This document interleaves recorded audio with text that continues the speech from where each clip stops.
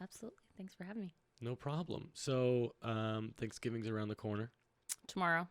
What are we doing for Thanksgiving? Going to cousin's house. Okay. Yep. Just right up the street. So when I get full and tired, I can just go You home. don't have to do the cooking, No. preparation. No. Well, we'll do a little cooking. We'll bring some food, but no hosting. Right. So. No. Yeah. The And it's cleanup's supposed to rain, so. far worse. Yes. I just want to eat and take a nap. Yeah, I feel that. I'm going to my aunt's house, so I have to do far less work as well. Yes. It's nice. Yeah, it's the best way to do it. It is. So go ahead and tell the viewers a little bit about yourself. Yeah. So I work for Project Zero, a nonprofit that kind of advocates for adoption out of foster care. I have 4 kids of my own. Been married for 22 years almost. Crazy. I don't look that old. But we have 4 kids, all biological. We've not adopted yet. But it's definitely been in the conversations. I've been with Project Zero for about 3 years now. And originally I'm from California like you. Hey. And moved here in high school and been here ever since. So that's a little bit about me. So that's interesting. Most of the people that I know involved with the foster care community have been either in that system themselves or had kids, like they had adopted kids. Right. And how did you get involved? So I started doing some volunteer work with an organization sort of like ours. They kind of do the recruiting and the training. And I can't even remember how we got connected. I think someone in our church had kind of asked me if I'd heard of them and if I wanted to help, like do some planning and stuff. And so kind of helped them and then really loved it. And then Project Zero launched here in Northwest Arkansas, and their launch dinner was at our church. And so I had kind of helped with that just a little bit. And that was the first time I had ever seen the Heart Gallery and the first time I'd ever realized that you can adopt a child out of foster care, because I did not know that. Sure. Had I known that and had I known that it was free, I probably would have taken that route first. But obviously, God had other plans. Sure. But so I didn't even really know that that existed. I'd obviously everybody knows that you can foster. And for me, I'm just too black and white and I'm too outspoken that I always joke that if I were a foster mom, I would end up held in contempt during court proceedings. And just with, my emotion in it all, I don't think I could handle it and stay chill. Like if I felt like the child shouldn't go home or whatever. And so... foster care was never on my radar. But I've always been involved with teens, in our church, doing, teen stuff, because I grew up in a kind of dysfunctional family and in a lot of cases probably should have ended up in foster care. And I have cousins who were in the foster care system, but my other aunt ended up adopting them. And so I do have that connection as far as understanding the trauma and understanding what these kids have gone through.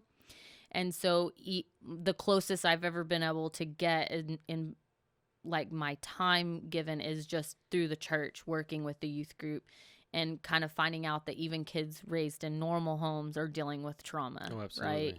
Right? We had talked a minute ago about mental illness and suicide and self-harm, stuff like that. It's very common in 2019 for some reason. Very much. And it's growing. It's getting worse. Yeah. And so I'm very outspoken and open, and I feel like I can connect on some personal levels. And even working for Project Zero now, when I travel with kids, to take them to events and stuff, I love having the teens in my car because I will literally, we will have those personal communications. I want to know about them. I want to know, how they're feeling. And they don't always have the opportunity to talk about that unless it's like in a therapy session, right? But they're not or to mom and dad who you don't want to talk about those yeah, things exactly. And so, well, and then these kids don't even have mom and dad, so that, you know, they've got foster parents, and sometimes they don't want to open up like that. And so I just try to be really real, and I'll start off with, I'm not just this white lady who has it all together in her minivan and I don't know what I'm talking about. And so I'll start with my story, and not in total detail, but like, I know what it's like to be in the situation that you're in. I know what it's like not to have your mom and dad there for you, and kind of go into my story, and then you'd be surprised, like they just start like flooding out everything, and some of it may be exaggerated, but then at that point I just try and, you know, put hope, you know, through that conversation. Like, look at me. Like, I never thought that I would be married with 4 kids and have a nice house, and never thought I would live in Arkansas, but yeah, me either. We're yeah, same page there. So yeah, but so that's kind of how I connected, just hearing about it and being, you know, passionate about, oh my gosh, I want to help, like what can I do? And then a couple months in, I saw a Facebook post from the friend who introduced me to this whole world, and she had posted that Project Zero was hiring for Northwest Arkansas. And so I texted her and was like, should I apply? Oh my gosh, like I've been an at-home mom for so long. And I did, and just prayed a lot about it and got the job. Yeah. So. And now you're helping all sorts of people. Yep. And now I bother my husband all the time, like, okay, when are we going to adopt? But we have our youngest son's going through some stuff, mental health type stuff. And so we're trying to figure that out. But I always joke that that's like preparing us for adoption and the trauma that those kids are going to come with. So we're better now as parents. You got more experience. Yeah. You got more tools in your tool bag. Exactly. For when it happens in the future. Yep. So I knew very little before coming to that event and meeting our mutual friend Kelly. I didn't know very much about this because I had no reason to know about it. I had never like been thrust into it. So it was one of those things that was just, it was out there. I just wasn't aware that it was out there. And I think that's a lot of people. I think it's most people, unless they, again, you either were adopted, you know someone who was, or you decided to adopt. Unless you fall in those categories, I think most people are very we're unaware. We don't know anything about that world. So, you touched on fostering. What is like, let's say that's what I want to do. Let's say, I'm interested in helping in that way. Walk me through what that looks like.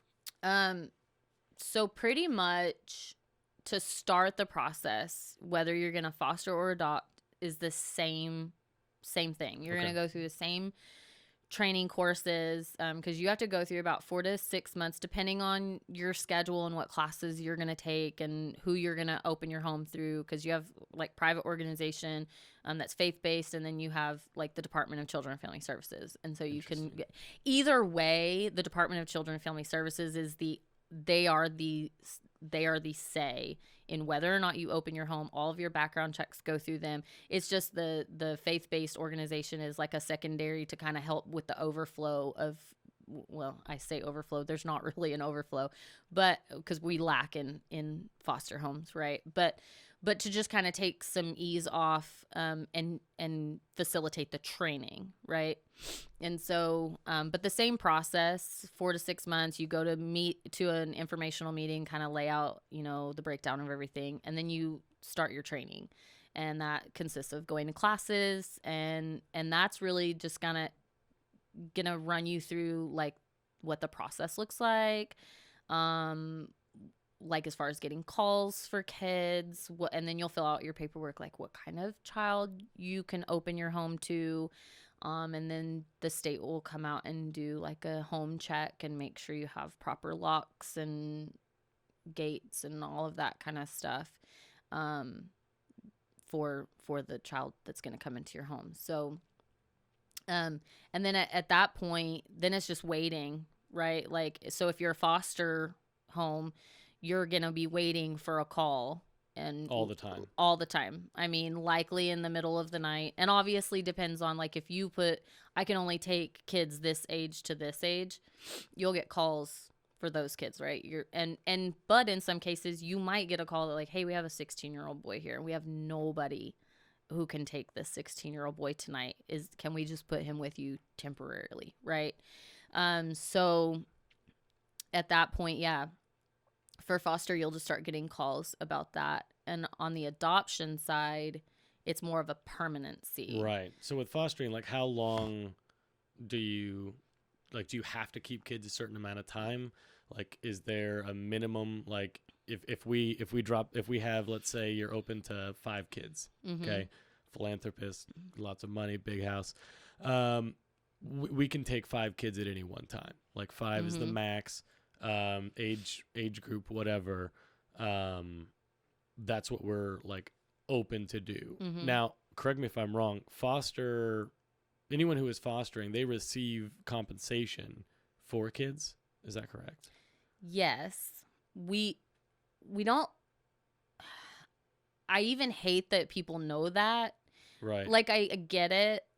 It's just I just want to make sure that I put the picture Yeah, together. no, you're right. Exactly. You're right. And I get why they put it out there, because they don't want families to feel like you're going to take these 5 kids and then financially you have to care for them. And that may be the case that some people can, and it may be the case that some people can't, right? So, like, for me, it would help because we already have 4 kids and one's in college. And so obviously any amount of money for clothing and all that, because likely they're going to come with nothing. Right. They're a mouth to feed. Yeah, I mean, exactly. You're adding another kid. Like, exactly. That's expensive. Where I struggle is that then that sometimes becomes the reason people want to foster. Like, ooh, I'm going to get a check and then I'm going to spend that money and I'm not going to spend it on the kid. Sure. And that happens. And I think that's where foster care gets this bad rap. Absolutely. Or DHS gets a bad rap, and people are like, well, look at DHS gave this family this kid and then look what happened. But you only can know so much through background checks and training classes. I mean, I can attest to the fact that they do, all foster families, all adoptive families have to go through a process. And sometimes, unfortunately, we just, they can't foresee the future.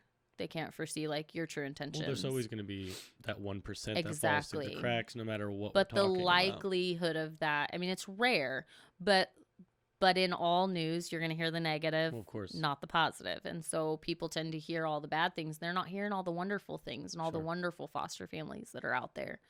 And so, and all the wonderful state employees. Like, I have the privilege of working with DHS, closely, and they really do care. I can't say that about every state employee. I mean, you don't know people, right? You might have that one person that's had that really bad day. But for the majority, like, from what I've seen, I mean, they really do care. They are really overworked, though. I mean, you've over 5,000 kids in the state of Arkansas. Well, sure, they're consumed and underpaid. Exactly. They want you to be ultra qualified, but take the pay as someone who's not. Yeah, and I wish people would understand, like, from their perspective, the stories that they hear and the things that they see and the things that they deal with. Do they always do it right? No. Do you always do your job right? No. Like, we all make mistakes, right? But people tend to focus on that, and they're not focusing on the fact that you take one caseworker and they've got 50 case files. That's 50 kids that they're trying to find placements for, 50 kids that they have to check up on. Right. And 49 of them are getting what they need. And it just so happens that there might be one that missed an appointment, or, you know what I mean? Like, no matter what it was, if it's a negative, boom, that person's just left behind and forgotten. Yes. And they're not forgotten. We're still working. They're still trying to help that person. And the middle of the night calls and they're, can you take this kid? No. Can you take this kid? No. Like, imagine that. Like, they're facing their own emotional trauma in the rejection that they see these kids getting, or disruptions from adoptions, or moving kids. I mean, it's a lot. And I don't think people quite understand what it entails. Well, the emotions that are involved in it. I mean, the compassion. unless you're, I mean, a sociopath, if you're in that line of work, you're going to get emotionally attached to these kids because you're seeing them, you're interacting with them, and you hear, you know their story, you Yep. know that they've been without for so long. I mean, it's how do you not love those kids? How do you not Yes. find love for those kids? And so, of course, like, you're going to be emotionally attached and act emotionally Yes. at times. So, but so going back, so yeah, you'll get random calls and determining, and you asked time frame. Well, yeah. So, like, if So- I'm trying to foster, So I mean, obviously, I mean, that could look a million different ways, right? So it could be a situation where maybe the child you have was taken because a parent needed to go to rehab, right? And so the judge has ordered rehab, and they're in rehab, and they're going to get their life together. So maybe it could be a few months, and then, you know, they get it together, and then the and child, then you get another call like, "Hey, Jimmy's out of here." yeah. Okay. So okay, so let's say you have a foster child, and mom, single mom, and she's got to go to rehab, and she's there for 6 months. So you have that child for 6 months, and then the judge, you know, checks everything out, and mom's doing great, and then reunification. The whole goal of fostering is to reunify that child with their family. Nobody wants to take these kids away. And I know people think that, like, oh, the state's making money on these kids, and they're doing it for the money, and they're taking these kids for no reason. And it's very, very unlikely. I can't say that it's never happened, Sure. but it's That very unlikely that a child is taken out of a home for no reason. And so, and I know that the state has this goal of reunification. They want the kids to go back to the family. And if the child can't go back to mom or dad, maybe they can go to grandma or an aunt or an uncle. But unfortunately, sometimes that's not the case. And you know, sometimes with our foster kids, it's kind of generational, right? Like how their parents were raised and how their parents were raised, and it just trickles down, and then somebody ends up in the foster care system. And so sometimes it works and sometimes it doesn't, but as a foster parent, your whole goal should be reunification, to just love that child for the temporary time. But that might not be the case. You might end up getting a child that can't reunify. Maybe the trauma, whatever, the neglect, the abuse was too much, and that kid can't go back. And so then we would hope that you would be able to foster that child until they got adopted. So the goal obviously needs to be, I'm going to take this kid in until the kid has a home permanently, whether that is going back to mom and dad or going to another family member or getting adopted by a family who's open to adopt and not just foster. So, I mean, the time frame could vary. It could be a month. It could be 16 years. I mean, it could be. I don't know of any kid who's ever been in a foster home that long. I think by that point, you know, maybe you'd be like, okay, we just want to adopt this kid because we just have attached to the child and they can't reunify, so why not? So, and we've had a lot of foster families do that.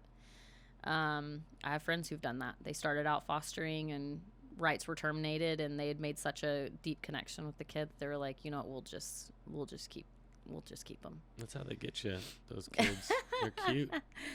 But unfortunately, that's not always the case. I mean, we No. have foster kids who've been in multiple homes, multiple placements.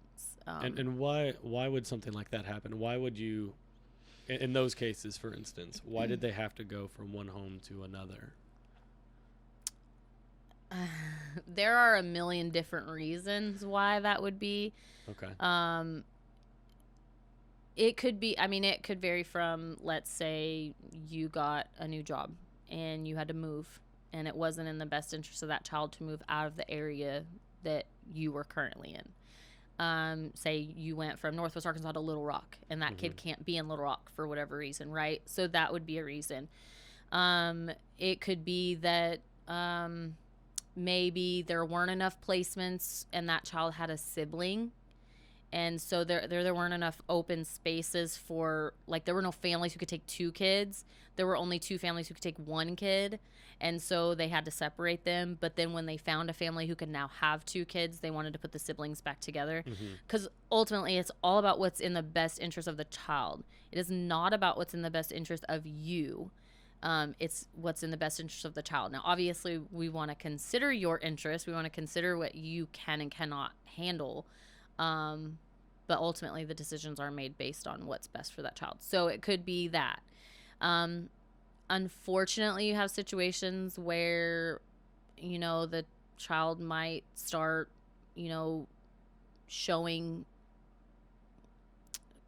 discipline problems, negative behavior because of their trauma. Sure. Or just being a teenager acting out. Yes, sometimes. Unfortunately, here's the deal. Like, I love foster families and adoptive families, and I've never done it, so I can't speak to how hard it is. I can speak to how hard it is to have a child with mental illness.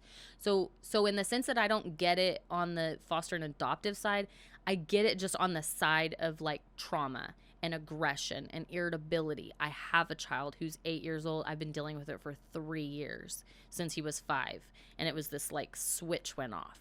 So when I give my opinions on these things, I know what these people are going through.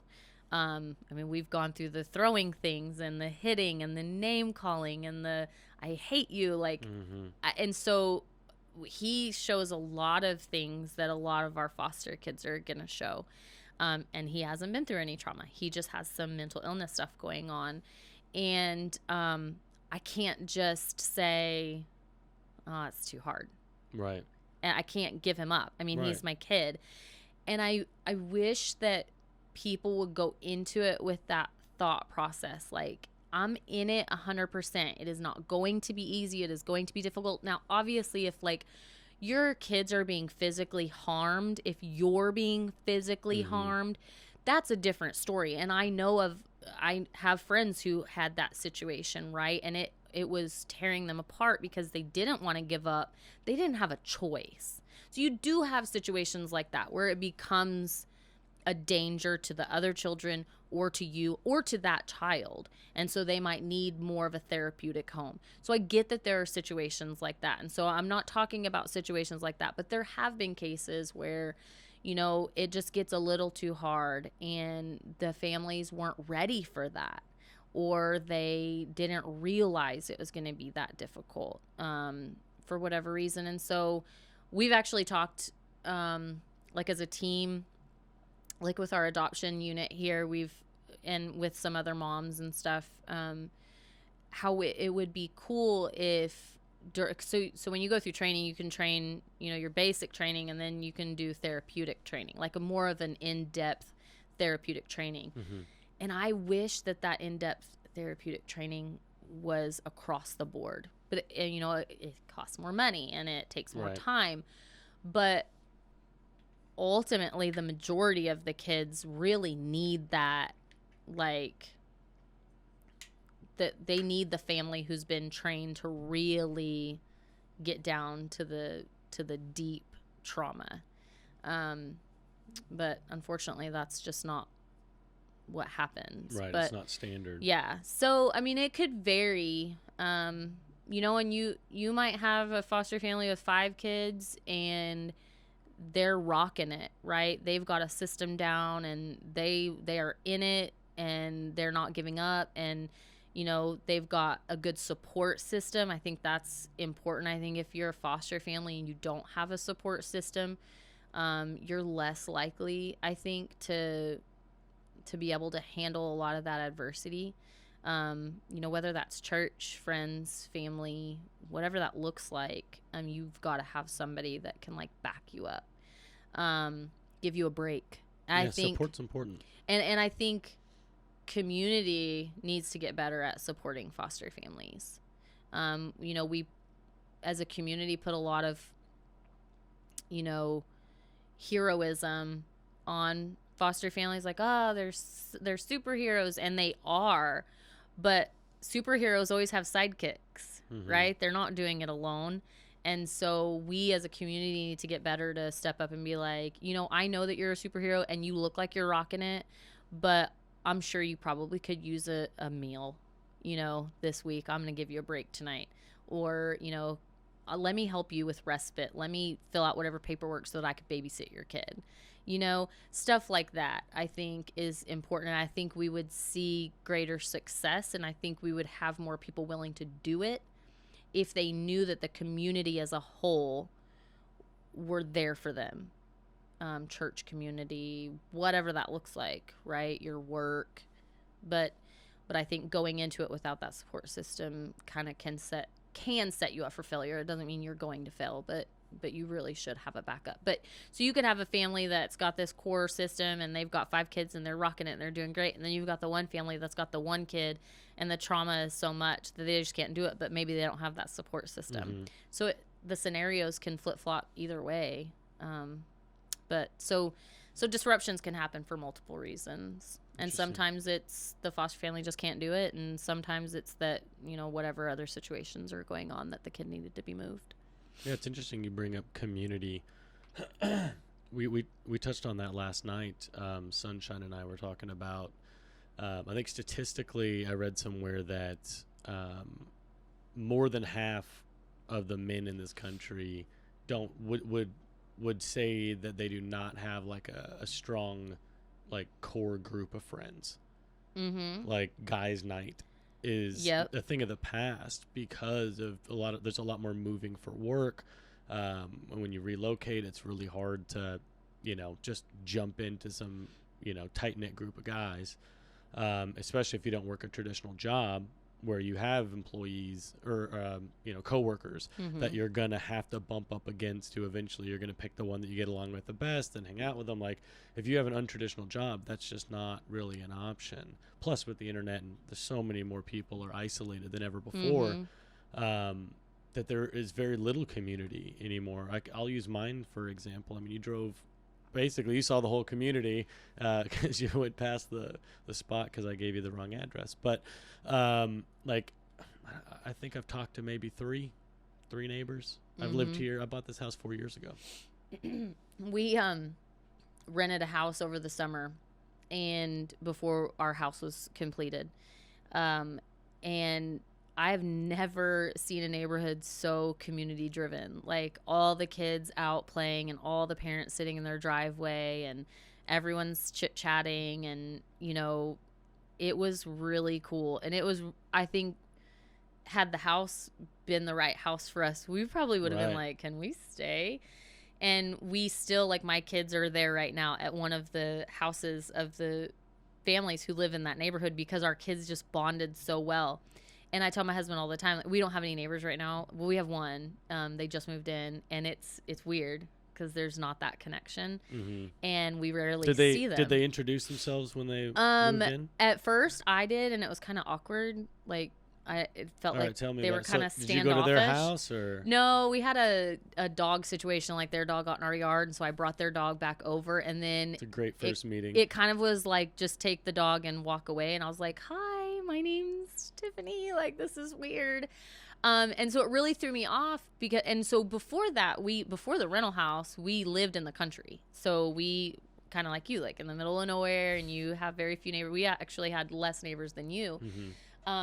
We still communicated with our neighbors, and our kids played and whatnot. But so going from that to the like, TV neighborhood, like it literally is like one of those family TV shows where everyone's just out and having fun and coming over and having coffee. And I mean, it was like that.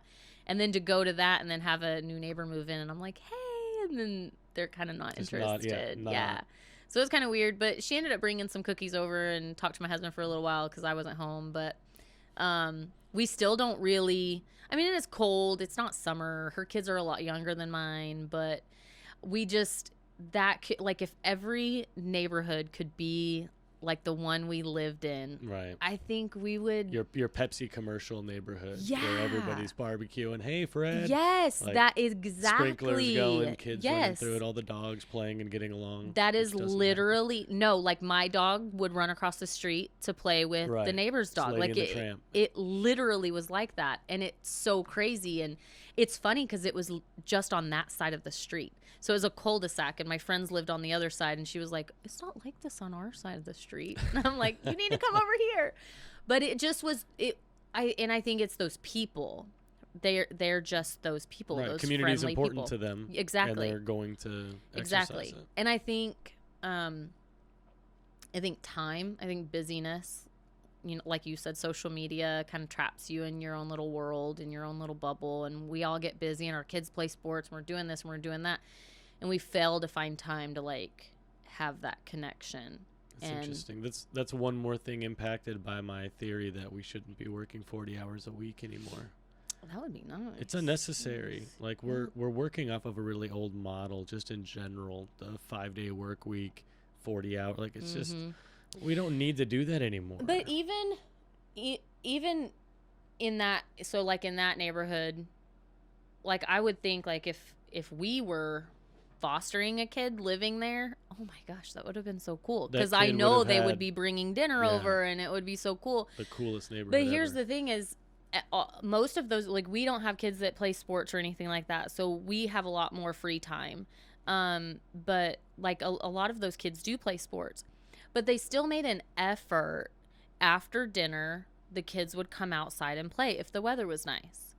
And so they would be running from, one side of the street to the next. I remember the night before we moved, which I laugh about because I'm like, really, y'all waited till we moved to do this? But it was like a Friday night. It was beautiful weather.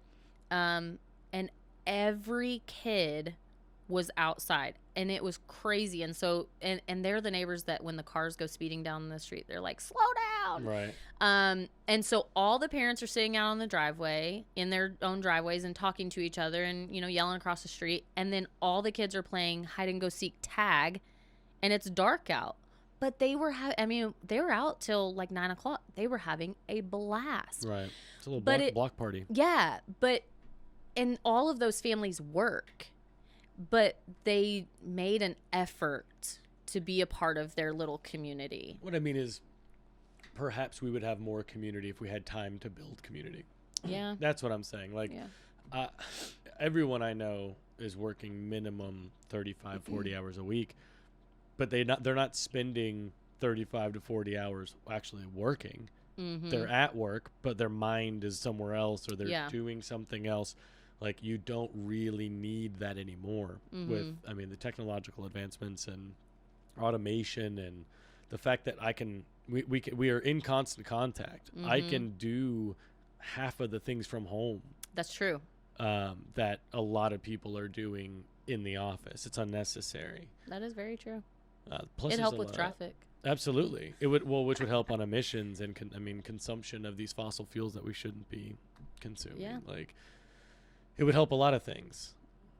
Plus, again, I think it's unnecessary. We're slaves to this system and it perpetuates this other thing, this other weird phenomena that I've witnessed, which is like wanting other people to suffer as much as you're suffering. So there was I got rid of Facebook probably 5 or so months ago, but God, have I been happy. It's so negative and draining of my energy, and I try to be very positive and uplifting, and it's really hard to do that when you spend any significant amount of time on Facebook, because all anybody does is complain or attack and have no interest in truly having a respectable dialogue about the things. But so anyway, there was this post where they were talking about eliminating student debt. That the idea that college being free would benefit everyone. And somebody posted and said something to the effect of, well, I went to school, I accumulated the debt, I worked my butt off while I was going to school, and then even harder after I got out of school to pay off all of my debt, but they just get to have theirs wiped out. They signed the contract just like me. They're responsible for that debt. And it's this weird thing that, you suffered and it sucked, didn't it? Wasn't it awful? Like, wouldn't it have been a lot nicer if you didn't have to go through that? So why are you mad that other people might not have to go through something you didn't want to go through? It's like hazing. The idea of hazing it's silly. Well, someone did this to me. Well, how did you feel when that happened? Right. Oh, I hated it. It sucked. Right. I felt humiliated. So why are you doing it? Well, because I had to do it. Yeah. So what? Why does that matter? Why is that something that enters into your mind, this mentality that, well, I work 40 hours a week, so if they're not working as many hours as me or doing as much as me, they're freeloaders, they're whatever. But it's 2019. Like, we have freaking robots. Like, there's so many things that we can do differently that would benefit everybody, but we're still wrapped up in this, well, what about me? A negative I'm not comparison. getting easier. It's not easier for me, so why should you get anything? Like negatively comparing versus positively comparing. Like, I want better for my kids. Right, better for everyone. Yeah, right. Like, you're part of everyone. Yeah. Just because you may not be touched directly by this one benefit doesn't mean that it's not going to come back around. Well, I think I can see that in the foster care world too. People think, well, you chose to do that, so you should just suck it up and you can do it on your own, can't you? Right. Or well, they're getting paid. They're making money, so surely they're not struggling. But what they don't understand is that the mental drainage that it can bring on you, right? And just knowing that you're loved in that tough time. I mean, I think about when our son first started going through stuff and he would tell me that he hated me and I was a horrible mom, and I felt completely isolated because nobody got it. And for my friends and family that might listen to this podcast, like, no offense, but I felt like nobody really cared. Right. Or there was more judgment than there was support. Well, you need to discipline more. Well, you need to do this. Well, you need to do that. Right. Well, everybody's very quick to tell you what you're doing wrong. Yeah. And so when we kind of got the like soft diagnosis, it was like, I told you, like, we weren't doing it wrong, and I needed you to be here for me. There was more to the story. Yeah, and I think a lot of adoptive and foster families kind of deal with that too, a lot of that judgment. I mean, I know I have a friend who adopted a teenager, and when it was getting hard, people had their opinions. And, well, this is what you signed up for, isn't it? And she's like, no, I signed up to love a kid, and I didn't sign up for the negative side of it. I knew it was going to come. I didn't know it was going to be quite this hard. To what extent? But even in the hard times, we should just be there to support each other. Sometimes I don't want you to tell me what I'm doing wrong or what I signed up for or how I can do it better. Sympathize with what I'm going through. Yes. Be there just emotionally. Yes. Sometimes I just want you to listen.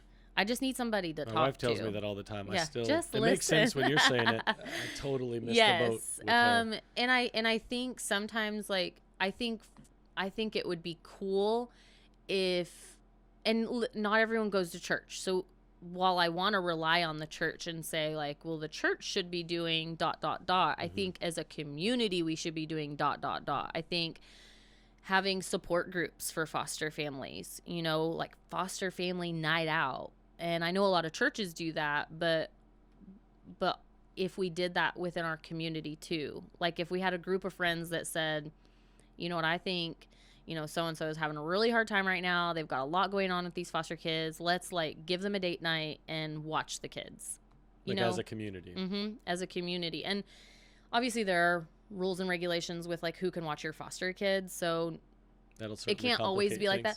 But even if you invited like the whole family over for dinner, like, hey, come over, let us cook for you, and the kids can all play, and you can just kind of take a break. I think that's a good idea for anybody. For every community. I think we would have less. Go hit up a neighbor. Suicide rate. And the suicide rate's rampant. But yeah, go grab a neighbor. I'm gonna do this after Thanksgiving because there's no way anybody's trying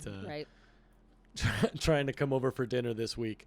But yeah, probably first week of December, I'm going to pick a neighbor and invite him to dinner or a barbecue or something. Maybe it won't be so frigid I'll do it too. one day. But yeah, let's do it to somebody that's like not your like in your clique already. It needs to be like a neighbor that maybe you don't quite have a connection with. Right, a neighbor that you need to have, like maybe somebody like, so all of my neighbors I don't have any connection with. Like most of them, I have to brag on my neighbors. So my neighbor across the street, super nice guy, and he's who I'm going to invite over. And he's a pastor at a local church, and he just we've never like hung out. We don't have a relationship or anything. We have a pretty good rapport. Like I borrowed a chainsaw once, like that's the extent. Yeah. But the guy, like, without even asking, without really anything, he'll just come and like edge my fence after I mow, because I suck at weed whacking. I don't ever do that. So he just does it. Yeah. Like our mailboxes are on my side of the street, and so there's a little like tree thing there with a little whatever, and so like, but yeah, so he'll come over and he'll edge that, and like it just, we kindness without any provocation. And it's, if we think about it like this, so we always want to come together as a community when there's a tragedy. But what if we came together before there was a tragedy? right. So in the sense of tragedy, let's think about like in a foster family perspective, ultimately they're going to at some point deal with something tragic, because trauma is tragic. So it might not be like somebody died, but somebody's, emotionally dealing with something. And so if we treated everyday life like, what if that family is going through something and we don't know it? I mean, no one knew Robin Williams was going to take his own life. Well, sure. Right? And so if we had more support, and I think in the foster community, it's crazy. I hear people say, well, they're better off than the orphans internationally. And I'm like, but how? Yeah, but is that enough? Like, Exactly. that's our floor? Like, exactly. It's better than that, Yeah. but it's still not good. Exactly. And it's like, okay, yeah, they might be in a good foster home right now, but that's not to say that that's going to be forever. That's not permanent. That's not Right, which is consistent. going to cause trauma within itself. Exactly. And they Having to know move that, around a and they lot. know, foster kids know it's not permanent. Right. But and what people don't realize is a lot of our foster teens, they're in group homes. They're not even in a home setting, which It's like a barracks. let's give some props. Like they got a bunch of bunk beds, kind Exactly. of a thing, like a warden walking around. And that's pretty much what it is. It Yeah, is that's the in a TV sense an depiction orphanage. If you want to, if it makes your heart more sad to think that international kids are in orphanages, that's technically what our kids are in here. We just Right. don't call it that. But if you want to call it what you want to call it, that's what it is. They're not in a mom and dad. They're in a staff setting. And props to the state, though. Arkansas is really ramping its efforts on saying, no more group homes. We have got to find a way to get more families to open their home to foster these kids, because we know that their trauma needs a mom and a dad. Whether it's temporary or permanent, like that home setting, dinner at the table, helping cook, Right. those things are going to help them thrive way more than putting them in a group with 50 other kids that have dealt with trauma and, So what trying kind of to heal. things did the state do to increase the number of stable homes versus group homes? I don't know specifically what their plan is, because it's something that's just kind of happened this year. So they're working on it They're now. working on it Okay. now, right?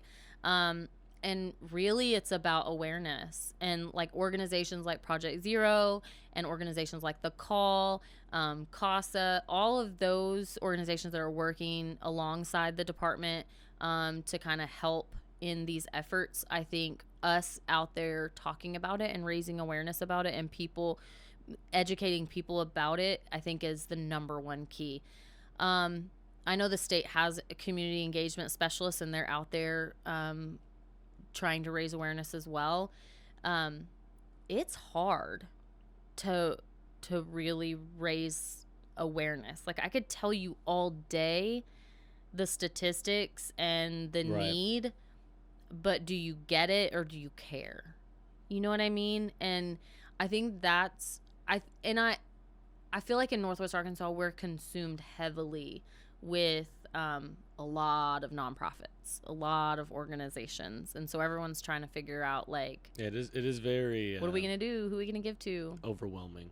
I think understanding the need to support local nonprofits versus national nonprofits is huge. I think every nonprofit needs to be supported. Cancer research, all of those things are important, and you might have a tie. Maybe your mom had cancer or something, and so you've got that connection, right? But what we have to understand is national nonprofits have a way bigger budget, so they're able to put commercials out, and they're able to do a lot more to kind of raise those funds and awareness, and they're across the nation versus your local nonprofits. Like, we're here, we're helping the kids in your backyard. Like, we're not helping kids across the country, although we would love to. We're but directly each impacting state, your community. exactly. So support Each your state community. has organizations like ours, who are helping kids in your own community, and recognizing that these kids are going to school with your kids. Like, these aren't just kids hidden away somewhere. Like, they're here. And I don't think people quite get that. And I think we get into this thought process of, well, somebody else will do it. Sure. But no. Not in this case. No, there are very little homes versus the amount of kids that are in foster care as a whole. I mean, right now we have 363 kids in the foster care system who just need to be adopted. Like, those are permanent placement kids. And people don't know that. And it's free. I mean, you don't have to pay anything to adopt these kids. Right. You just have to prove that you can care for them and love them, and that you're capable of doing it. Exactly. And so, yeah, I think community is huge. And I think for whatever reason, community wants to tackle all these other things, and then we just kind of forget about foster care. Well, and so many things there. So you mentioned, like, I think I'm glad that you mentioned that they go to school with everybody else's kids. Like, I feel like that we have this idea that, well, these kids are in this system, and then they'll go here, and then they'll go do this. Like, no, they live here now. They're going to go to school with your kids. They're going to get a job here. They're going to be impacting you in your community forever, seemingly. We don't know that they're going to move or relocate. They may live in your community forever. And if you don't set them up for success, like, you're doing that. If that person doesn't get the right upbringing and ends up making some bad decisions in life, we're all equally responsible for those decisions, because we didn't do anything as a community to make sure that we were taking care of everybody. Okay, so you hit it right there. So people always think that foster kids are the state's problem. Right. And they're not, a problem, right? They didn't ask to be put in this situation. They didn't ask, for whatever they dealt with. They didn't do anything wrong. Exactly. They didn't do anything wrong. They were hurt. They were neglected. They were abused, however that looks. But people think because they are in the state's care, and because the state is the one that removed them from the home, that is now the state's problem to deal with. No, that is all of our problem to tackle. Like, we all need to be coming together to figure out, one, let's start from the very beginning. How are we going to strengthen families and support families who are in need so they don't get their kids taken away? Right. I mean, we could start from the very basics of it. Well, because mitigating any of these symptoms doesn't do us any good if you don't identify where this is coming from. Exactly. Like, yeah, you're putting duct tape on a hole in the side of the boat, and you're not figuring out why there's a hole in the damn boat. And the hole in the boat is there are people who are making decisions that are putting children in risk or at risk, which is why the state has to step in the first place. Exactly. So why are people getting to that place? Right. So as a community, it becomes our problem in the sense that we need to start at that base to say, okay, what families do I know that maybe could need a little support? Maybe dad lost his job. Maybe mom, got hooked on pain pills. I don't know. I'm just thinking of different scenarios. Whatever the case is, like, how can we love on those families first so their kids don't get taken? If you find out their kids were taken, how can you help them get their kids back? How can you help them get on their feet so that we can reunify? Maybe it's a situation where, there's some neglect in the sense of food source, or the home needs some, TLC because it's maybe wasn't a livable situation. Can we come together as a community and help in that, right? But we tend to neglect or not know. If any of those scenarios you just gave me happen to my neighbors, I would have you no know? idea. I would have absolutely And that's no what I was idea going to that get it's happening. to is if we're connecting with our community in the sense that we're inviting them over, we're starting conversations, we're getting to know the people that are directly around us, Right. then we can recognize that. And I think even in some situations, I mean, you've seen on the news where kids were being neglected and abused in their home.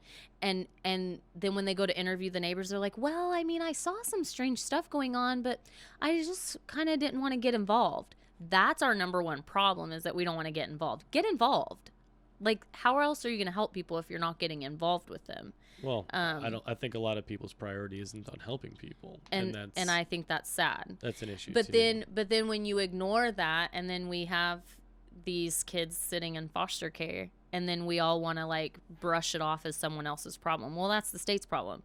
Well, I mean, that kid lived across the street from you for how long? And so you missed the buck then. Exactly. And now you're pushing it off. Which yes, you're missing it again. Exactly. All of these opportunities, these were all opportunities for that we had as a community to step in and fix this problem.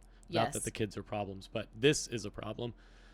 But we could all step in together. Mm-hmm. And I mean, let's say in a community of, I mean, what, 4 blocks, 2 blocks? I mean, whatever it is, 10 houses, 30 houses, like you can very easily spread some help around if that person needs like a week. Yeah. Like, hey, like this is what's going on. I need a week. Like, we can watch the kid for a night. They can watch a kid for the night. Like, if we all know each other and you interact with your neighbors, like, you're going to care enough for them to want to do something like that for them. But so on that note, like, passing it off that it's the state's problem. Number one, we've got to get that out of our mind, because it's all of our problems. These kids are in our community, and we need to be supporting them. Not everyone's called to foster, not everyone's called to adopt, but we're all called to do something, whatever that looks like. Bringing a meal, helping to watch a kid, inviting them over for dinner, whatever it looks like.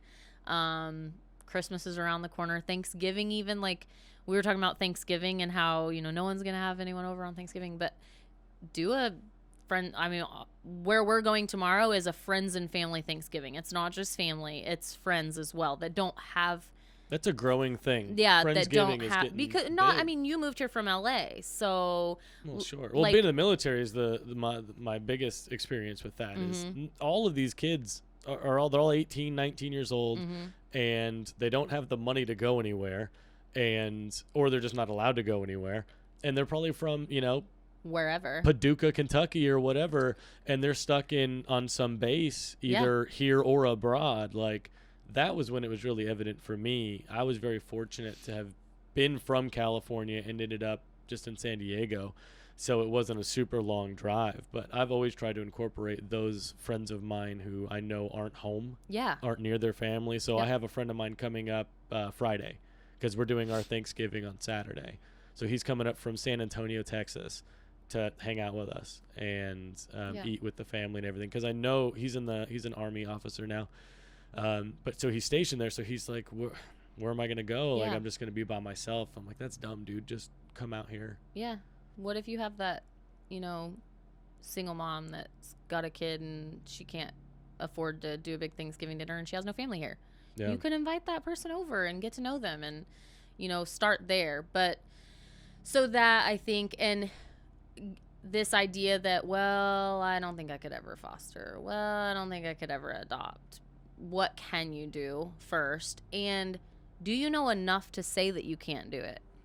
Right? Right. I feel like in most cases it's a cop-out. It's, well, here's my excuse why it would be inconvenient. It's not that you can't. Well, we've taken the money excuse out of things. So if anyone out there has thought, well, I just can't afford it, well, you can't use that excuse anymore. Well, I mean, what are the numbers there? I mean, what does it cost to add another person to your brood, to your family, versus what does the state provide you for fostering? So in the numbers of what the state is providing you for fostering, I can't answer to that because it varies. Does it vary? Okay. It varies on the kid and their needs. Okay, first of all.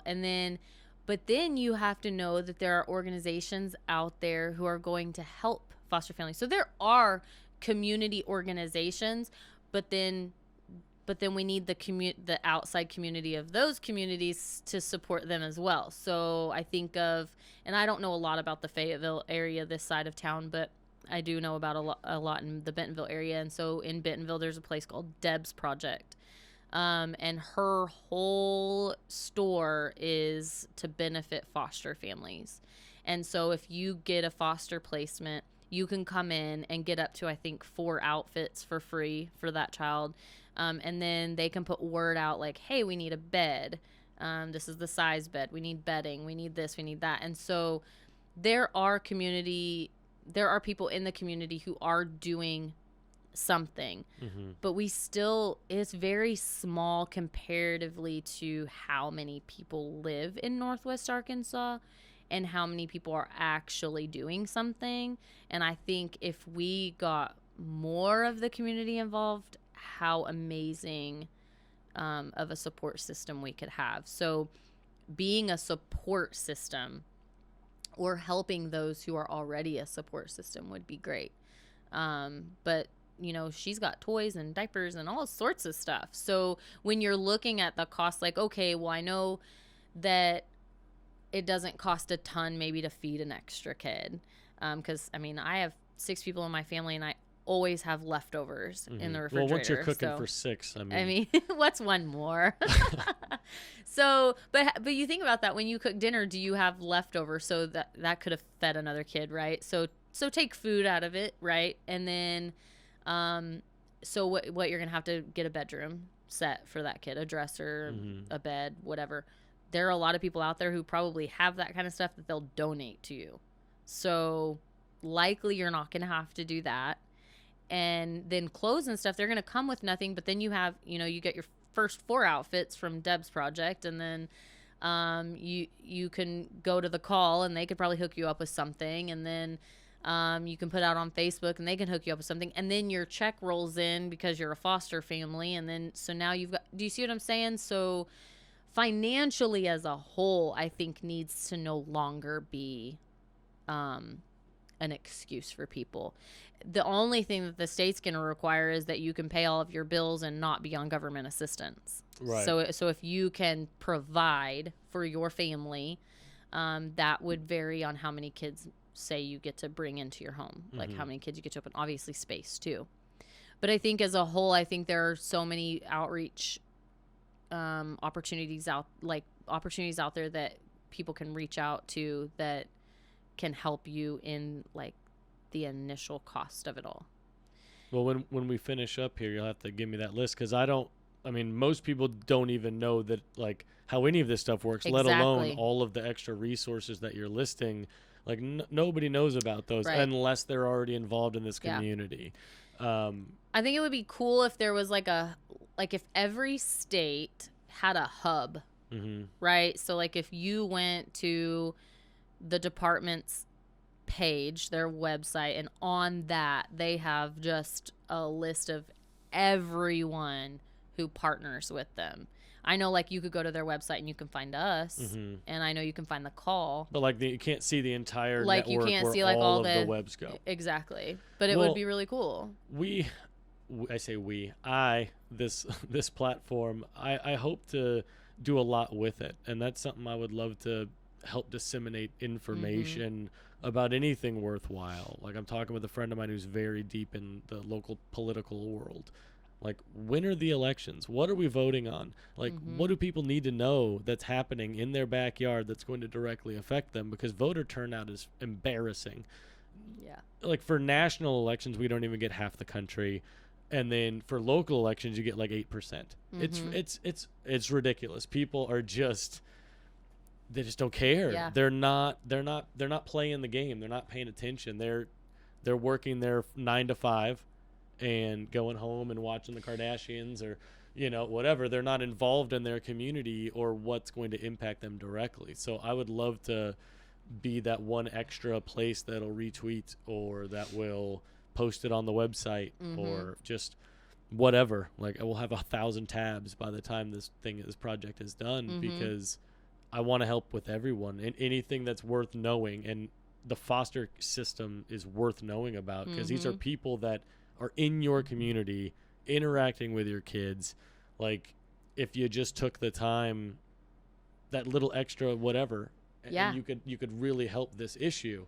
And so Even this is my community too. yeah, So even on we need to be social talking about media, this. like if businesses in the area have a social media page or other organizations and they shared, like we've tried to do a couple networking things with all of anyone who works anywhere in the realm of the foster care system.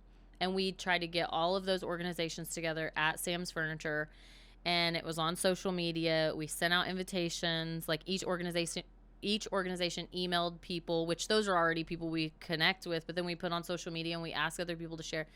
And we had hardly any turnout. And so finding ways to connect in that way, like we're trying to reach out to say, here are all of your resources. But it just hasn't worked out the way we would like it to work out. I mean, a lot of people don't know that there's a dance company in Bentonville that will offer foster families kids free dance. And that'll go on until they're adopted, as long as they enjoy dancing. And so even those small connections people don't get, but finding out how to get the word out, I think. But even like if you shared on, like if you were on Facebook or Twitter or whatever, and we'll have shared, a Facebook for the podcast. Yeah, like, hey, did you know about this? Did you know about that? Just people, that takes like 5 seconds. Right. It's you'll post about other nonsense things. It's exactly why I'm doing this podcast, is to change the dialogue. We need to change the topic of conversation. We need to be talking about the things that impact us versus the things that don't. It's not as fun to talk about. It's not as entertaining. It's not, we're not gonna sit there and laugh at these things. These things are impacting you. They're affecting you whether you realize how it's affecting you. But it is, and it's affecting all of us. And so I don't think it's okay to just be willfully ignorant anymore. You need to understand what's happening, so that if you decide, I don't care and I'm just going to keep doing this thing, that's your choice. I mean, you can make whatever decisions you want, but you should know what's going on in your world, in your community, and the things that are impacting you and why. So going back to Deb's project, I'll just kind of share a little bit about how that started, because it all has to kind of go with community. So Sammy is who started Deb's project. Deb's project is named after her childhood best friend, and they grew up until they were adults, and Deb took her own life. But that all goes back to community, like what you were saying. Like these are kids that your kids are going to school with. Like they met while Deb was in the foster care system, and I hope I don't totally screw up this story. But so the whole idea of her store opening was to support those families so that the trauma was a little less, right? So that like they could so they're not having to worry about going out and shopping at the mall and trying to find 4 outfits. They can come into her store and do it, so that they have more time to focus on those kids. Sure. Because that's what she wanted for her friend. And so we don't think about, like, your kid's best friend could be a foster kid. Absolutely. And you may or may not know that. And what impact could you have on that child? As far as in community with that kid. So especially for parents out there, like, be aware that your kid's best friend could be that kid. Right. And wouldn't you want your kid's best friend to have close? Exactly. Like, everything. Or food on Thanksgiving. That's the big topic for, I mean, it's Thanksgiving. You know, and we take the kids that aren't in the foster home and they're in the group home. They're not going to have the same opportunities that the kids in foster homes have. So when we go back to talking about like the need for more foster homes, I think that's super important, so that these kids can have a normal childhood, because you're not going to have a normal childhood in a group home. Sure. As hard as they work maybe the best group home in the state, they still don't have the capabilities of doing that. So these kids aren't going to be able to play football for the school, because they're not going to be able to go to a public school. They're not going to be able to go to the mall and hang out with friends. They're not going to be able to have sleepovers with, families that maybe are approved to be able to do that. Like, so we've got to understand that they don't have it. It's not glorious for these kids when you're thinking like, well, the kids in the United States have it way better than the kids internationally. In some cases maybe, but in some cases not necessarily. So they are going to lack in that normalcy that we all want our kids to have, or that we had as kids. These kids may not ever have that opportunity. And so there is an importance in having that family atmosphere for that as well. Getting them out of the group homes and into homes is super important so that they can truly live as kids and not feel like they're trapped all the time.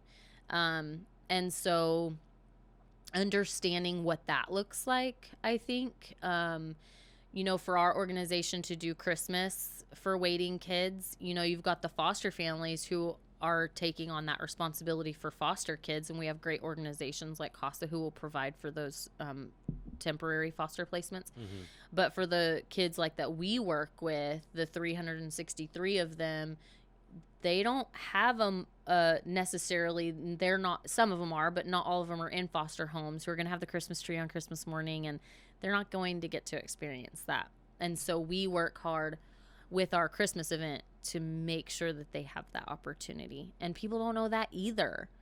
What are you buying Christmas gifts for? Can't their foster families do that? Well, what if they're not in a foster family? And what if they are? Right. Don't they deserve just as much? Or haven't you blown $15 this week on shit you don't need? Yes. Starbucks coffee. You couldn't go 3 days without Starbucks so this kid can have a freaking PJ Masks toy. Our executive director posted on our Facebook page the other day, and I think it's something she had posted last year too, where there was some comments that had been made about how it's basically not okay that these foster kids are asking for PlayStations. Shouldn't they be asking for necessities? They're kids, dude. And it's like, wait, hold on. My kids are never going to ask for clothes. My 19-year-old will ask for clothes this year, and my 16-year-old son is asking for clothes this year because they're at that stage in life. But what 10-year-old is going to think about, I want a pack of socks for Christmas? No. Those are things that in America, like all kids should already have those things. Those are the Christmas presents that kids open and go, what they the heck toss is it. this? Where are the toys? Yes, Where's the good exactly. stuff? There's no kid. And if you really want, do you really want that scenario anyway, where that kid is missing so much that all they want is clothes? That would be a much worse scenario. Exactly. But to think that there are people in the community who actually think that these kids, for whatever reason, don't deserve that PlayStation. I think about how many electronic devices my kids have in my home. Like, the least these kids deserve is to have one of those things, right? Because their whole world has been turned upside down. Well, yeah. Everything. They have far less. Don't they deserve to play some video games for a little bit? Like, yes.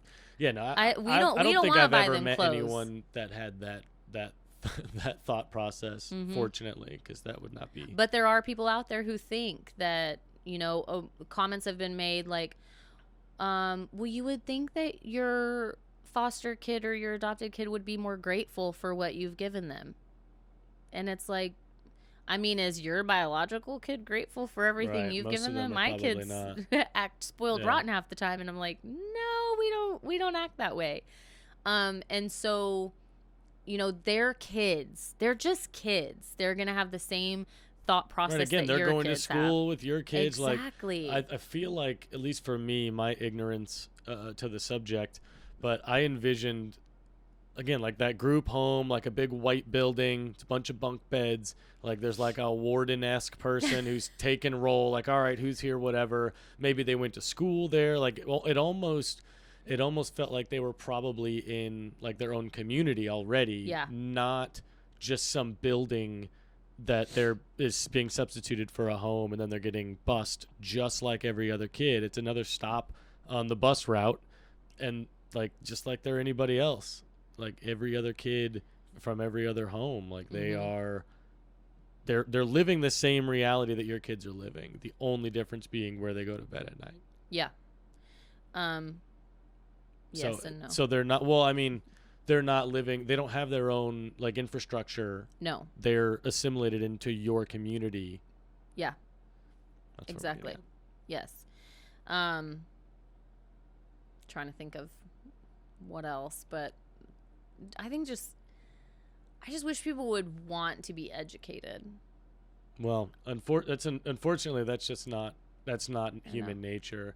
I'm going to call out my grandma real fast.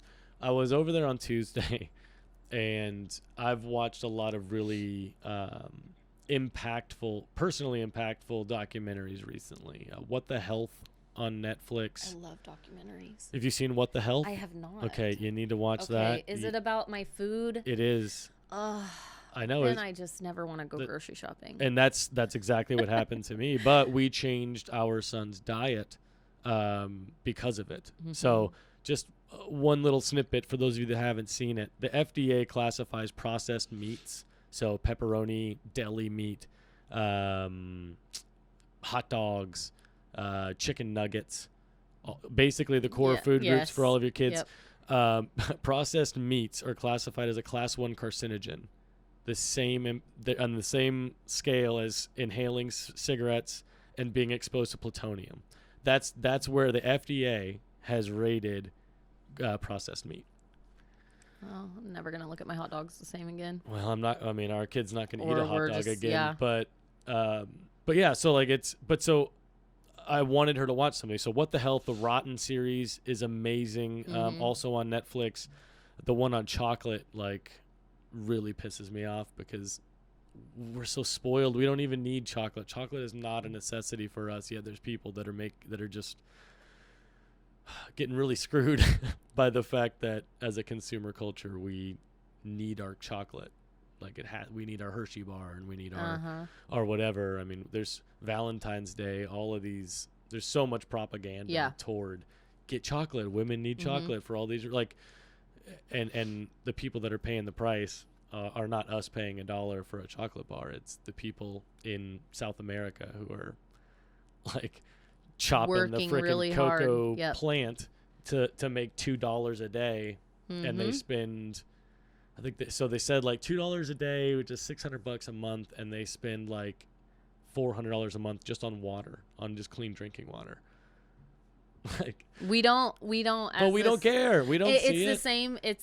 I mean, that just goes right back into the foster care thing. It's one of those things that it's too sad to think about, so we'll just ignore it. Yeah, I don't want to talk about that. That's depressing. Yeah, but it's reality. It's fucking real life. Yeah. This is the real world you're living in. But I don't want to talk about that. But that's exactly what happened with my grandma. I'm like, look, I tell you about all these things. I talk to you about all of these issues, but I'm not a documentary maker. These people did a much better job, or they did an amazing job creating this content, and I'm paraphrasing, not doing it justice. So watch these things. So I bought her a Roku, plugged it in, signed into everything. And on Tuesday, because we're going to go to Thanksgiving on Saturday. So I'm like, hey, I'm going to switch your TV to Netflix. Mm-hmm. And you're not going to be able to change it because you have no idea how any of this stuff works. And I'm just going to leave it. And I queued up on your list. I added all the Ken Burns documentaries because she loves Ken Burns, and all the Rotten and What the Health and Cowspiracy and Minimalist, which I still haven't seen Minimalist, but I'm planning on it, and I wanted to talk to her about it on Thanksgiving. She she flipped out. She was like, do not change it. I have shows that I watch on Tuesday. I'm like, yeah, but what are you watching? Jeopardy? You're watching QVC to buy shit you don't need. Why? You're adamant about not wanting to see these things, but it's happening in your world. You're contributing to this reality by buying chocolate because you have no idea about this thing. But I don't want to change, or I don't want to watch something that's going to make me change. That's not a good enough reason to not know the truth about what's going on for anybody. Yeah. Just saying, well, I don't want to talk about all that depressing stuff. That's depressing for you to talk about, but there's people living it. Exactly. And it's having an impact on your life in one manner or another. Exactly. With our teens in foster care that don't get the attention that they deserve, because everybody wants the younger kids, which is great. The younger kids need homes too, but we have an abundant amount of families who want the younger kids, Right. all while the older kids are sitting around. And so I mean, the logic makes sense. I mean, younger kids, in theory, should have less, you'd think. Okay, you would think. Okay, So I'm a coach. Like, I know that coaching a 14-year-old kid is going to have bad habits. They're going to have things that they've picked up during their younger years. Like, that's how that works. I mean, so let's talk 2 scenarios here. So you've got family A, and these are true stories. Okay, so you've got family A adopted their child at birth out of the foster care system, but was a baby. And they thought everything was great, grew up. About the age of 12, 13, the trauma really hit, right? Just something just wasn't right, and started just outwardly expressing that trauma through, negative behavior. Okay. And then you have scenario B, you've got the family who's seen one of our short films of our kids, because we do short films for the kids who need to be adopted so they can have a voice. And so they see this short film. He's 15 years old. They're like, oh, yes, we want that kid. They get the disclosure packet, and it's filled with all this negative stuff from his past. He'd been in foster care for 9 years. He had been in like 24 different placements or something like that. And, on paper, it looked bad, right? And we actually interviewed a girl who said, I don't want them to see my paper, because my caseworker has a lot of papers on me. And she knew that. Like their record. Yeah, exactly. Yeah. But, you might have a situation where one family might think this was a horrible thing, where another family is like, that's just normal, right? And so, perspective. Perspective. I did all of these things as a kid. Okay, cool. Mm-hmm, but it gets put in their paperwork. And so on paper, it didn't look like it was going to be a great situation, but they took the risk anyways. They adopted him, moved him in. He got involved in sports through some of our local teams, was doing great in school, made a ton of friends, and they never saw anything on paper. Now, was he the kid that that the video was on at the Kyler? No. Oh, okay, the kid with the speech stuff, because that was an incredible one too. Like, that kid was he was overweight, he had speech issues, and adopted, and I think it was like a year or 2 years, a really, really short amount of time, and the kid made a huge turnaround. He looks super healthy now. His speech is a million times better. His speech was way better. He cleaned up. Like, he doesn't look like, he looked a little bit like a slob, of course. And you get a mom, mom's going to make you, wear the button-down striped shirt and comb your hair and, fix your glasses. And I think he was probably in a group home, too, before he got adopted. Yeah. And so you think, his head was just shaved bald, and then he grew his hair out, and it was curly and really cute. Kid cleaned up put well. Glasses on. He looked... When I first saw that, very different. When our videographer sent that to me, and I'm watching it, and I'm thinking, oh, this is about Kyler. I didn't even know, I'd never seen his story.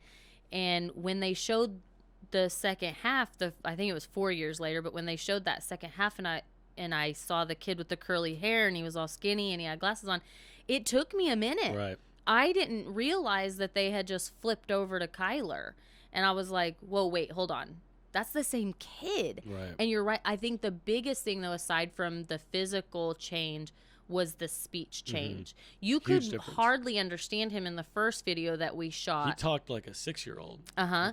He spoke like and he does have some special needs. Child. But in the second video, it was like, oh my gosh. He spoke like any teenager you would ever listen to. It was insane. It was incredible. So you look at the difference a family can make in the time that they were able to spend on him, the proper therapies they were able to get him in. Support, just having somebody there when you need an issue. Hey, I'm having this problem. Cool, yeah. Exactly. Let's figure it out. Exactly. Yeah. But so you can have scenario A where you've got the younger kid and you think, oh, we've got this child from birth, no issue.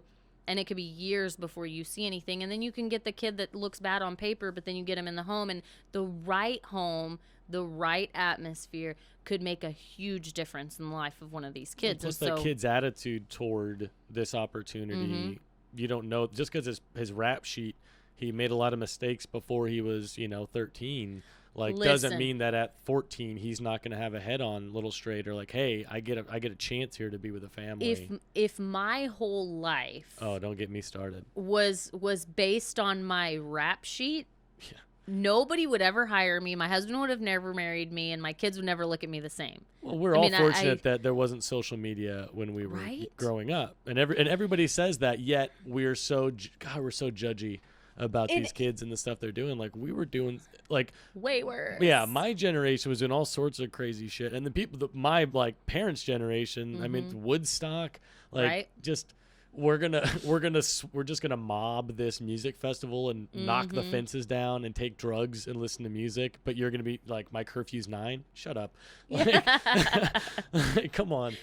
But people think that. They think, well, I've had people say, well, aren't these all like troubled kids?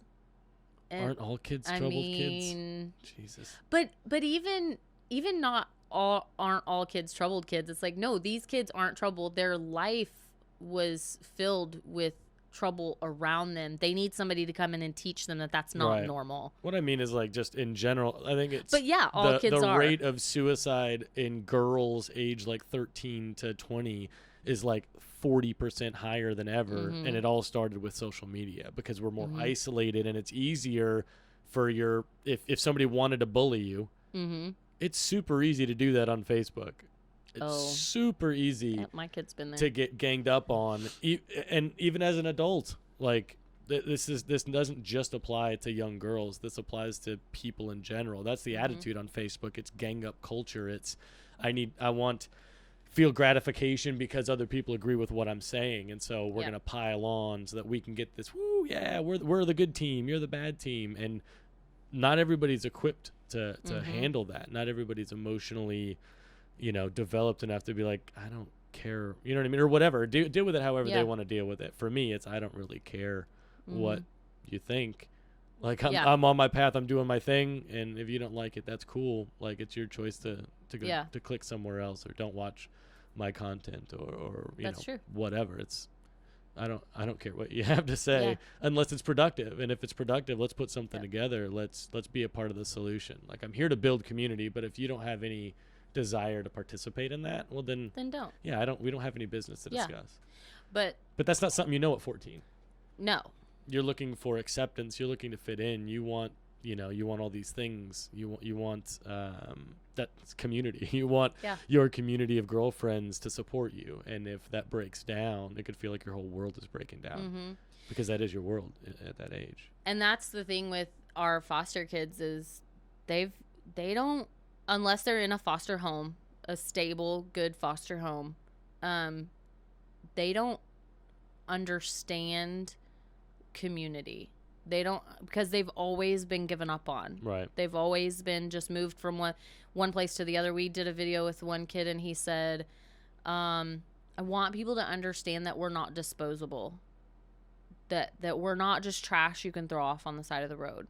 And that's how they feel, because they're just tossed from one place to the next, and the minute they screw up, they're given up on. I mean, if every time you messed up, I messed up and I was given up on, oh my gosh, I would have been done for a long time ago. Absolutely. And I even think of like my kids, like if I would have, oh my gosh, I can't believe you did that, you're done. Or anytime things got difficult. Yeah, you just give up. Yeah, like my kid has really bad allergies, like super bad. So milk, dairy, nut, egg, soy, red 40. Like, the kid can't freaking eat anything. You're like, I can't do this anymore. But yeah, if I was just like, like on paper, the kid has all these allergies, man, it's just not, it's going to be too difficult. What am I going to feed him? Like, yeah. But he's alive. The kid's still, I mean, we're feeding him something. Yeah. Watching What the Health didn't help, because damn it, that really made our diet even smaller, what we can give him. But we don't have people tracking our every move and our every mistake. And so you're not under a microscope. We really have to, while the paperwork is there, it's fine for you to look at that for like the really serious things. Maybe there's some sexual trauma there, and you've got a younger kid. You need to know about that so that you can handle it right. And I think that's the perspective we need to get in, is to think, okay, the paperwork's there. is it's really there as a guideline for you to kind of find like, what are the things that we need to be aware of so that we know what really is important to work on with this kid? Or to understand why they're acting the way that they're acting. Like, oh, I Exactly. understand why when I said this thing, Mm-hmm. it set you off because, oh, yeah, I totally forgot, like, that this happened. Exactly. Like, I get it now. But it's But not... if they're just lashing out at you and you don't have reference to it, Right. like, you could Reference, feel very... that's perfect. But it's not a game changer in you it's not saying their whole yes or story. no. Right. It's not it their whole shouldn't be story. used as a, yeah. If I kept a journal over the last 3 years of my youngest child, if I had the last 3 years before I had him, I mean, I probably would have prevented myself from ever getting pregnant with him. But I didn't have that. Right. Right? But if I had, let's say I already had him, and then miraculously I got like this like glimpse of what it was going to look like after the age of 4, Mm-hmm. I think, obviously I'm not going to be like, you know what, oh, I can't do this. Right. But I'm going to put him up for adoption. Right. Put him into the system. But it would have been a great guideline for me and my husband to have to say, okay, Right. let's prep ourselves. Here's what's about to happen. Let's get ready for this storm that's going to hit. Right. Now you're just prepping from what already hit. Exactly. Like, Yeah. we didn't know what was going to happen. We didn't know how hard it was going to be. And so we had to walk through it without that. So if people would go into it with that mindset to think, okay, I've got this paperwork. It kind of looks bad, but looking over it, I think we can do this.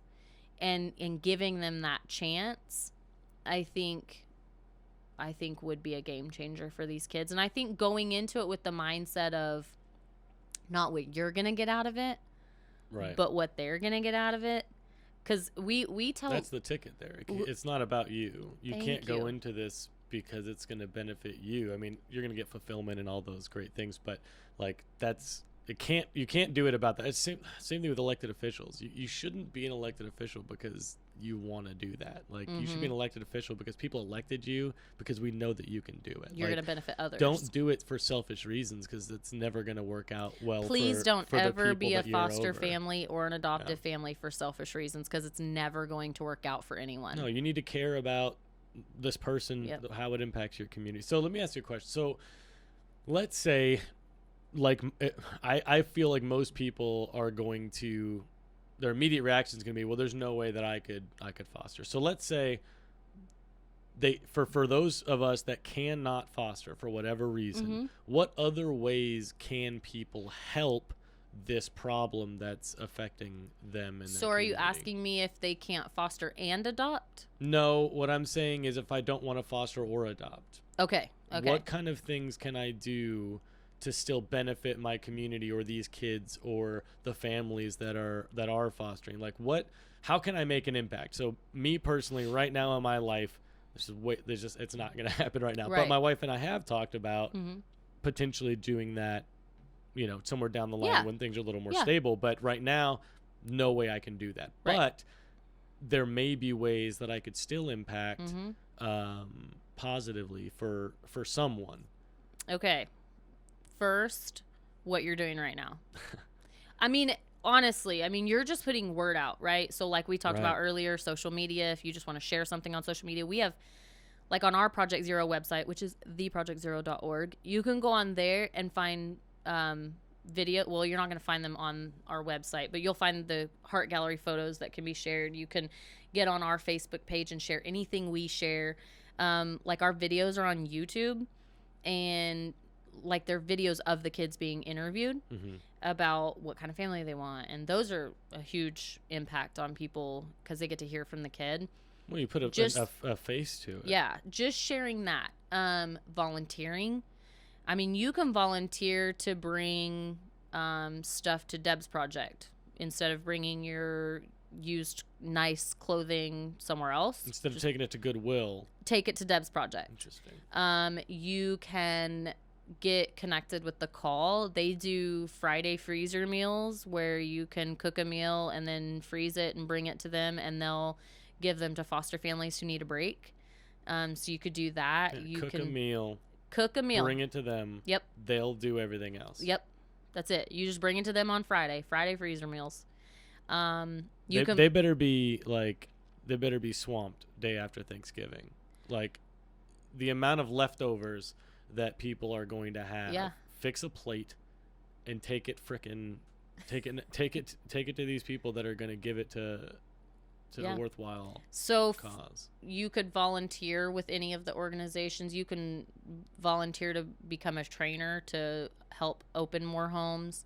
You can volunteer with the department, even helping them do whatever work needs to be done. You can volunteer with our organization, of course. Our volunteers it could be a world of things. We host matching events that we always need volunteers to come work with the kids. You have to fill out a packet, like a background check, obviously. We can't just let anybody in, but yeah. But it's cool. Yeah. It's cool because, and we really do need to ramp up our volunteering in Northwest Arkansas. And it's cool because you can see, one of the foster kids just called me from his group home. He calls me all the time. But you can volunteer with us as far as going to our matching events. So it's really cool because you get to know the kids that are there. So it's where our matching events are, where our open homes, like if you were open to adopt, you get to come to our event and interact with kids that are waiting. So in 2 weeks, December 7th, I think. Is that 2 weeks? That is 2 weeks. Yeah. 1 or 2 weeks. We'll have an event in Little Rock. I think I looked on the registration form the other day, and it was like 280 kids are registered. So 280 out of the 363 kids that we have in the state are going to be at that event. And it's our Candyland Christmas event. We have 2 statewide events a year, one in June and then the Christmas one. And then all the rest are just kind of spread out. But so there will be 280 kids there, and then I think there's like 100 and something open homes. So that's December 7th? Mm-hmm. Mm-hmm. And it's in Little Rock. And that's where we provide Christmas gifts. So giving Christmas gifts out providing Christmas gifts for the kids. So like you can donate money to our organization that helps with Christmas gifts. You can donate gift cards for the teenagers because they love to get gift cards for Christmas. All of that. So, I mean, maybe you can't foster or adopt, but you are able to financially give something, right? Or your time. Or your time. Time and money are a huge benefit. People don't think that, but it is. Like for our organization, and I think I mentioned this at the event that you were at, but that 90 cents of every dollar that's donated to our organization stays in our organization. Like we don't work in offices, we work from home so that we can use our funds properly. So your money really is, for the most part, on the majority of the organizations locally, is really being used properly. But we do a lot. Birthday parties for teenagers who maybe might not ever get a birthday party. One, yeah. And you think about that, like how many birthday parties, your kids get, and then these kids maybe have 15 years old and have never had an actual birthday party. So we do that. Clothes for photo shoots that we do with them to put their picture on the Heart Gallery. The short films, those cost, but those make a huge difference. I think of the kid I was talking about earlier, Raymond, who was in foster care for 9 years, had 20 some odd placements, no inquiries. So no interest in him. We had updated his photo 3 times on the Heart Gallery. No interest in him from any families until his short film. We released his short film. 12 families inquired about him within, I think, the first month.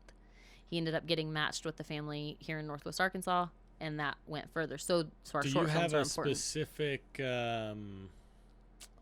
company or production you use? Like, would you be open to working with, another production company, maybe gratis? Like, we've been asked this question multiple times. There's a lot of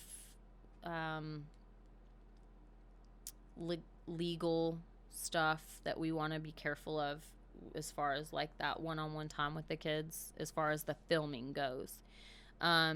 Nathan does a fantastic job. He's just got this softness about him that the kids really can attach I'm just thinking to. of another way that people could help if there was somebody another who had way, a production studio. another that way wanted they to can help, do though, that for free might or- not be in the filming side of things, but in the editing side of things. We do outsource our editing because obviously he cannot edit all those films. So outsourcing the editing, yes. If you're interested in that, shooting us an email and say, hey, I do editing and I Right. would love to help. That obviously, businesses and churches who want to host like the Heart Gallery, like have us bring the Heart Gallery and set it up, and it's like walls of pictures of kids who are waiting to be adopted. We had it at the event. Yeah. That's a huge help. Businesses who want to do, funding or volunteer hours. Walmart does that a lot with us. They'll, have a team call me and say, hey, we've got a team that would like to volunteer. We'll get, just simple background checks for those teams, and then they get to come and volunteer. And so, like we had, is it BNSF Logistics? They came and set up all of our games for our back to school bash in August. And so I didn't have to worry about any of our games. They set up all the games for the kids. They made all these cute like backdrops and everything. And then they had employees come and they worked. We've had That's awesome. The Cave in Bentonville came and did haircuts at our back to school bash for free. And they like hooked up all the kids on like the cool. Yeah, I saw them at that event. They had the most festive table for you sure. Can't Shout out miss, to The Cave. Yes, The Cave is amazing. I told them that night, y'all really make our event look cool because you are like the coolest table here. Oh yeah, they were definitely the cool kids table. They were the cool kids table. I was sitting right next to them. I was jealous. I even asked a couple of them like, how do I get to the cool table? Yeah, for real. They're awesome, and they have really stepped up to do a lot, and they want to do more haircuts for kids. So anything like that, like if you have a talent and expertise of some sort that you can give back, you want to do you have a dance studio and you want to have an event and you want us to come studio, want to do kids yoga. We could totally do that. You got a connection with some sports teams and you want to get us, invite us over to get some kids to meet some players. Yeah, or I know some people with the Naturals. That might be something that we could arrange. We've taken some kids to the Naturals games. Yeah. We've taken them to some Hog games. Riggs and Cat actually sponsored that last year, and they paid for 20 some odd teenagers to go to a basketball game and then food and everything. Yeah, that's awesome. So anything like that. I mean, honestly, with our organization, we're so outside the box in our thinking. Like, we love creative ideas. We love people to reach out and say, you know what, we would love to do this. How does that look? How can we do this? I can't remember the name. An organization reached out to me and they want to do a big birthday party, just for local kids who haven't had a birthday party, and just do one big party. Like, so anything like that. There are an abundant amount of opportunities that people just need to tap into. And if that's not enough incentive for business owners or entrepreneurs that do that, I mean, the publicity is pretty good. These kids to might host work an event for you one foster day. kids, like Yeah. First of all, it's great for your brand, and again, those kids, like, you might have new customers, lifelong customers, because they're gonna live in your community. So if you take care of them now, they're gonna remember that. Exactly. Yeah, that's a really good point. Exactly. Hey, another way for our teens in foster care that unfortunately might age out, they're going to need a job. Mm-hmm. Are you hiring? You want to give them a chance? Might not work out, but it might. You might be able to impact that person's life substantially just through working for you. If nothing else, you'll be the employer that gave them that work experience that they need to get a job that says they have to have work experience. Yep. Most jobs are requiring that, which is so ridiculous that you can't work there until you have experience, but it's a bottom level job. So where do I get the experience from? Yeah. Like, everybody requires their experience first. Yeah. So maybe you could be helping. Jesus, that's a wasp. You could be helping those folks. That's not good. We have a wasp in the studio. We have two of them. There's one on the door. Cool. So. Just FYI. Yeah, BT Dubs. I have a swatter. Very afraid of wasps. Oh, well, yeah, I don't like them either. Just don't swat him towards me. No, definitely not. Well, anyway, I think we're at the We're all 2-hour mark good. anyway. This might be the perfect time to wrap up. Yeah, so if anybody wants to get in contact with you or help with any of these ways, obviously you can contact me. All of our social media stuff will be up at the Soapbox Hero on all formats. But how can they get a hold of you? Or they can email me. Email's probably the best. Do you want me to tell my email address? Well, sure. It's Project Zero, all spelled out, NWA @gmail.com. Perfect. Well, easy. Thank you so much for coming on. Absolutely. Thanks for having me. All right, let me get you out of here before you get stung. Okay.